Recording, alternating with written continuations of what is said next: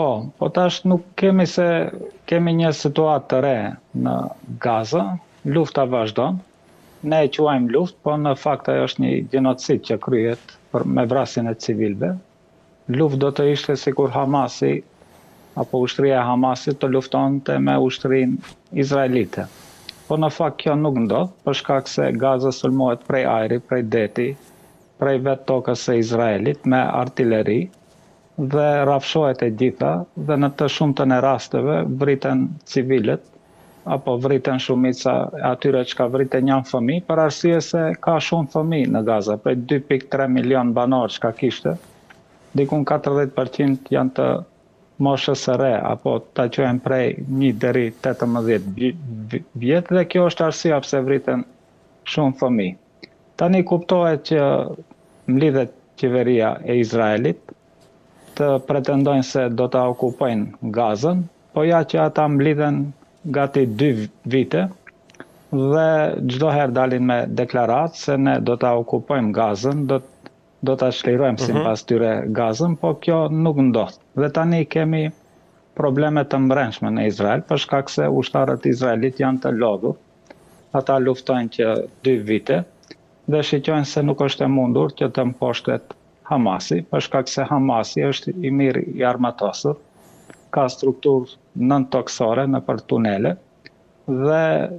luftojnë deri në vdekje, pra nuk dorëzohen. Ndoshta ishte pretendimi i ushtrisë izraelite se Hamasi do të dorëzohet, po ja që u vërtetua që jo që u dorëzua, pas që e kanë ndërmend që të dorëzohen dhe nuk e din si të veprojnë, për shkak se afrohet edhe 2 vjetori i 7 tetorit 2023 dhe mbas 2 viteve të gjithë shtetet e perëndimit që e përkrahin Izraelin do të kërkojnë llogari çka bëhet ju për 2 vjet. Si është e mundur që ju nuk arritët ta mposhtni Hamasin, edhe pse ne ju japim ndihmë ushtarake dhe mbështetje diplomatike, mbështetje mediatike dhe mbështetje financiare dhe përsëri nuk arritet. Kjo është arsyeja e zënkave brenda qeverisë izraelite dhe nuk din si të dalim prej kësaj situate. Kuptohet që në fund kjo situatë do të zgjidhet në mënyrë diplomatike, për shkak se u dëshmua në këta 2 vite se ushtria izraelite është e paaft që ta okupoj Gazën, po jo vetëm ushtria izraelite, cila ushtri të ishte në botë nuk do të mundet kundër vullnetit të një populli, ta shpërngulish me dhunë prej vendit të tyre, vend në të cilën kanë jetuar me qindrash vite apo me ndoshta edhe 1 milenium më herët dhe janë të lidhur emocionalisht me vendin e tyre dhe nuk e lëshojnë, pra janë të gatshëm të vdesin urije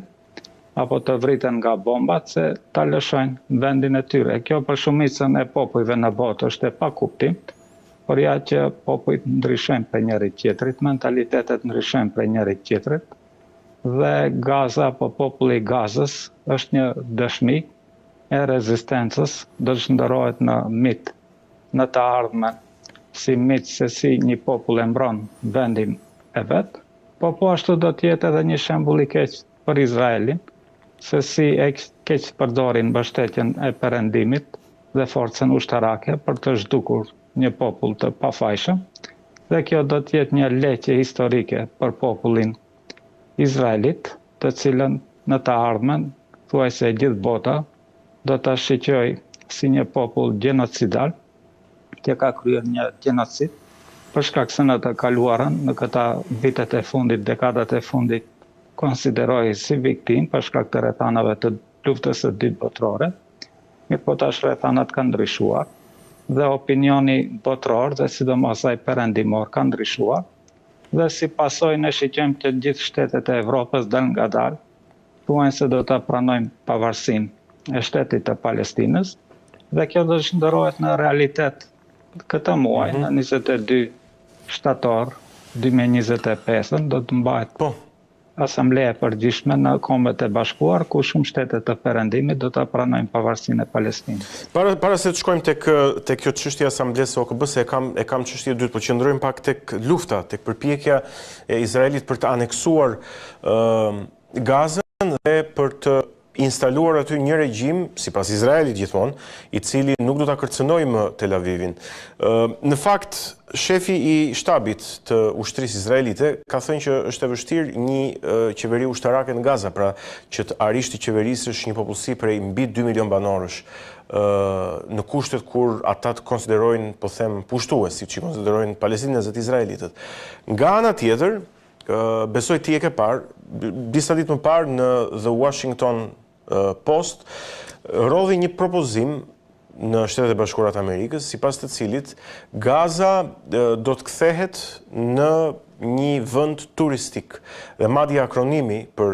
këtë plan ishte mjaft edhe ironik, sepse GREAT quhej, Gaza Riviera, GR, dhe ato fjalët e tjera që vazhdojnë në anglisht, ku supozohej që për gjithë ata që do të zhvendoseshin vullnetarisht pra palestinez, do të mbulohej qeraja për 4 vite, do t'u jepeshin $5.000 në muaj. Gjithsesi ky plan, po themi, ka rënë poshtë, megjithatë jehonaja që pati nuk ishte as pak e mirë. Po, tani se edhe përmendëm edhe unë edhe ju se bëhet fjalë për 2.3 milion palestinez në Gaza. Tani cifrën e fundit, çka e tha kryetari i shtetit i SBA-s, Trump, në një rast tha 1.7-1.8 milion palestinez jetojnë në Gaza. Në besoj para 2 javë ndiqova në një rast tha 1.5 milion palestinez jetojnë në Gaza. Tani ka gjasa që aty t'jem vra edhe 500.000 apo 700.000 nëse bëjmë një përllogaritje sipas statistikave të presidentit Trump, për shkak se me siguri merr të dhëna të dorës së parë, dhe ka mundësi që 30% e popullatës së Gazës të jetë shfarosur. Pra këta shifrat çka ne i dim sot 70.000 të vrarë, mund mos të jenë të sakta. Pra mund të jenë më shumë, po thua? Shumë. Mbas të dhënave të presidentit Trump, për shkak se herën e fundit çka ndiqova, i tha bëhet fjalë për 1.5 milion. Mirë, po ne e dim që para fillimit të luftës bëhet fjalë për 2.3 milion. Nga e dim këta të dhëna, për shkak se kemi agjencione të Kombeve të Bashkuar, të cilat ju distribuojnë ndihma palestinezëve dhe të gjithë janë të regjistruar. Është e qartë se është popullata në Gaza para fillimit të luftës. Pra, këta plane që ju i përmendet, ka gjasa që realisht punojnë që ta realizojnë ato plane, dhe vetë fakti që quhet GREAT, që e përmendet ju, nuk e dija, e ndëgjova për jush, po kjo shkon në konotacionin e Trumpit, për shkak se ai e përmendën shpesh fjalën Trump, Make America Great, pra është lëvizja e tij quhet GREAT, apo ai flet për Greater Israel, Izraeli duhet të zmadhohet. Edhe Gaza duhet bërë madhe sërish.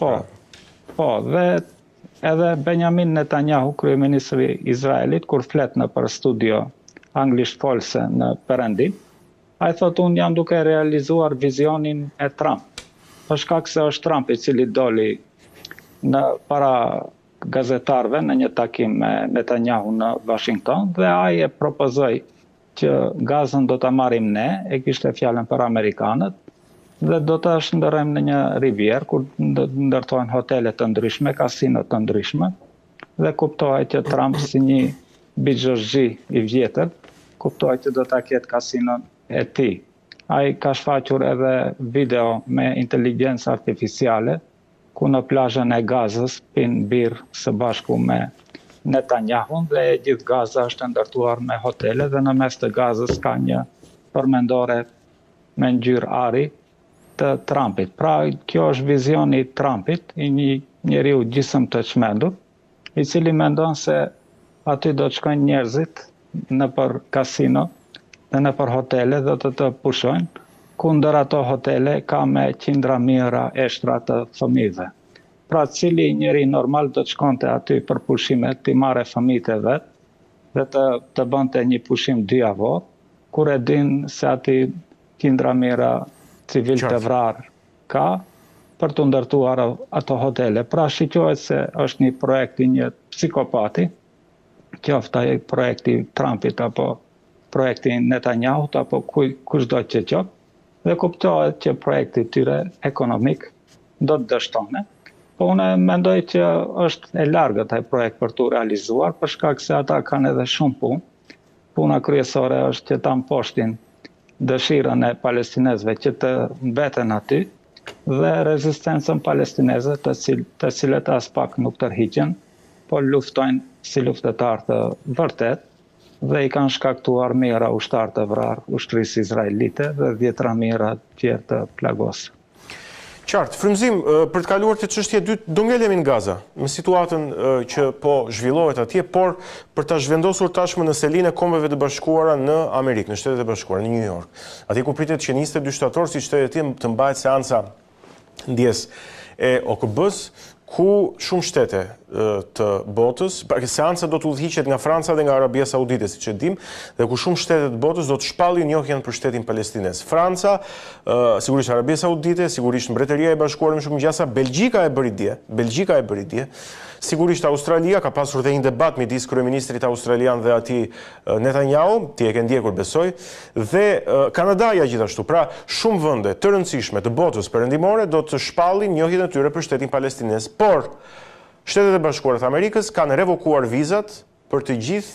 qytetarët palestinez, duke patur në fokus këtu, sigurisht, presidentin e autoritetit palestinez, që është në bregun perëndimor, Mahmud Abbas, dhe qartazi duke e penguar atë nga pjesëmarrja në seancën e Kombeve të Bashkuar. Çfarë është kjo lëvizje? Po tani kuptohet ju i përmendë shtetet perëndimore të cilët do ta pranojnë Palestinën. Kjo është një hap i madh diplomatik, një fitore për diplomacinë palestineze. Pra si duket nuk do të mbetet asnjë shtet i Evropës perëndimore pa e njohur shtetin e Palestinës dhe do të mbetet SBA i izoluar në këtë rast. Pra do të jetë vetëm SBA dhe Izraeli ata të cilët nuk do ta njohin shtetin e Palestinës. Po kuptohet që rrethanat do të ndryshojnë edhe në SBA dhe ata do të jenë të detyruar të një ditë ta pranojnë shtetin e Palestinës. Tani për mendimin tim, a është esenciale apo emergjente që të njihet shteti i Palestinës në këta rrethana? Për mendimin tim, jo. Pse jo? Për shkak se është më me rëndësi që të ndalet një herë genocidi, të ndalet lufta në Gaza. Kjo duhet të jetë prioritet. Po, a ka dhe një hipokrizi që ta kuptojmë, a ka dhe një hipokrizi në këto deklaratat të liderëve perëndimor që të thonë do ta njohin, pra e bën deklaratën 2 muaj përpara, duke i lënë mundësi Izraelit tani që të zhvilloj këtë aksion ushtarak dhe që pastaj të mos ketë më asgjë për t'u njohur. Jo, ata nuk besoj që kjo është rasti, për shkak se ata janë të bindur që nuk do të arrijë Izraeli që ta kushtoj Gazën edhe mbas 2 muajve, edhe mbas 6 muajve. Kjo u dëshmua në këta 2 vite dhe sot Hamasi është ende më i fuqishëm dhe morali ushtarëve izraelit ka rënë shumë. Sot lexova një lajm se kanë mobilizuar 40.000 ushtarë të ri izraelit. Dhe në këta raste nuk është si në fillim. Në fillim më kujtohet dikon 300.000 i mobilizuan dhe të gjithu paraqiten për shkak se bëhe propaganda se më 7 tetor 2023 u bë masakër ndaj civilëve izraelit dhe të gjithë izraelitët ishin të motivuar. Po kjo tani nuk është rasti, për shkak se shumica e atyre ushtarëve rezervist edhe hikin, pra dezertojnë, shkojnë në Kipro apo vinë në plazh në Shqipëri dhe nuk paraqiten në detyrë. Pra perëndimi është i vetëdijshëm që Izraeli nuk do të arrijë asgjë në këta 2 muaj dhe vetëm janë fantazia apo gënjeshtra të kryeministrit të Izraelit se ata do ta okupojnë Gazën me gjithë mend. Apo përpiqet SBA-ja që ta pengoj këtë sesion të Asamblees së Kombeve të Bashkuara duke u hequr vizat për shembull palestinezëve, duke mos i lënë që të vinë aty. Edhe kjo nuk mund të ndodhë, nuk mund të jetë rasti, për shkak se ka ambasador të përhershëm të palestinezëve, i cili është në New York, pra ati nuk i duhet vizë që të shkojnë në New York, dhe nëse nuk vin presidenti i Palestinës, do të merr pjesë ambasadori i Palestinës në Kombet e Bashkuar, për shkak se Palestina është e njohur si etnitet shtetëror. Jo fuqi plot, por është antare e Kombeve të Bashkuar, pra është e njohur, mirë po ende nuk e ka si shtet fuqi plot, sikur që është rasti me Shqipërinë prej vitit 1955. Po do të vi edhe ajo, për shkak se në asamblenë e përgjithshme, thuajse të gjithë shtetet do ta njohin me përjashtim të SBA-s dhe Izraelit dhe ndoshta disa koloni të tyre, mendoj dikun 6-7 janë ata që e kundërshtojnë pavarësinë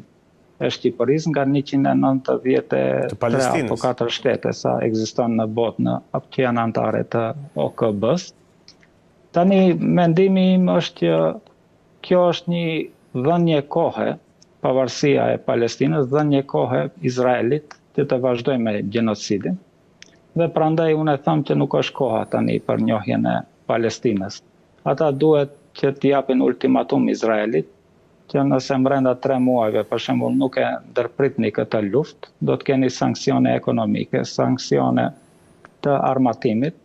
dhe atëherë kuptohet që gjithë rrethanat do të ndryshonin dhe dal nga dal kjo luftë do të shterej dhe pasi që të shuheshin